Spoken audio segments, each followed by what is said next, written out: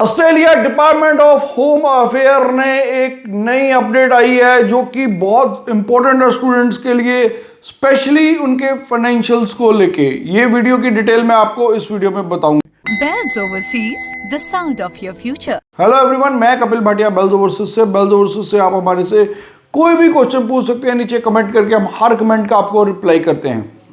तो basically department of home affair ने एक फाइनेंशियल टास्क फोर्स का गठन किया है जिसमें उन्होंने सारी टेक्नोलॉजी की भी हेल्प ली है, एआई की भी हेल्प ली है और सारे प्रोफेशनल्स को भी उन्होंने डाला जिसमें बैंकर्स भी हैं। और वो मेनली ये जानना चाहते हैं जो भी आप फाइनेंशियल स्टूडेंट लगाते हैं क्या वो सही है या नहीं है, प्लस क्या वो मैनेज तो नहीं किया गया या एजेंट के द्वारा तो नहीं लगाया गया, या आपके ओरिजिनल है या आपकी आईटीआर ओरिजिनल है या नहीं।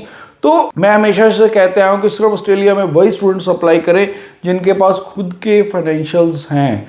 अदरवाइज अगर आप फाइनेंसर से लेके करते आप उनको मोटी ब्याज में रकम भी दे देते हैं, लेकिन आपको अल्टीमेटली बाद में रिफ्यूजल मिलती है। उनका क्या जाता, कुछ नहीं जाता। अदरवाइज आपका लॉस होता है कि आपका फाइनेंशियल लॉस भी होता है और ऑस्ट्रेलिया में एक बार रिफ्यूजल लगने के बाद आप दोबारा अप्लाई भी नहीं कर पाते। तो इसलिए वही स्टूडेंट ऑस्ट्रेलिया अप्लाई करें जिनके फाइनेंशियल्स खुद के हैं।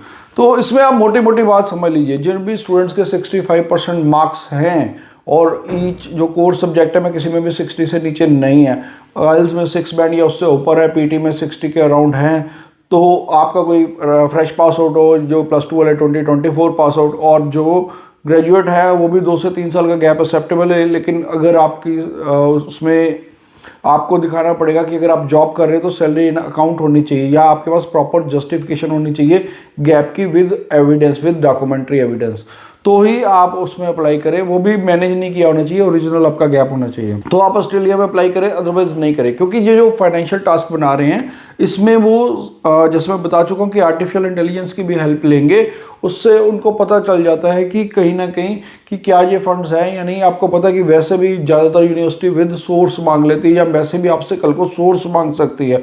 फाइनेंशियल टास्क का सिर्फ काम यही है कि जो उन्होंने आपके सिर्फ डॉक्यूमेंट्स को ही चेक करना है, वेरीफाई करना है। उसमें टेक्नोलॉजी में भी काफ़ी हेल्प होती है। जैसे उनके पास ये टेक्नोलॉजी, अगर वो आपकी रिटर्न डालते हैं तो उसमें पता चल जाता है ये रिटर्न ओरिजिनल है या फेक है, या नंबर ओरिजिनल लगा हुआ है कि नहीं लगा। तो इसमें कोई भी फेक फाइनेंशियल्स नहीं चलेंगे। आप ये मान के चलिए कि अब आपको ओरिजिनल के साथ ही लगाना है। अगर नहीं एलिजिबिलिटी बनती, आप न्यूजीलैंड में अप्लाई कर लीजिए। न्यूजीलैंड बैकडोर एंट्री कहते हैं ऑस्ट्रेलिया की, उसके बाद भी आप अपना माइग्रेट ऑस्ट्रेलिया हो सकते हैं न्यूजीलैंड स्टडी के बाद भी।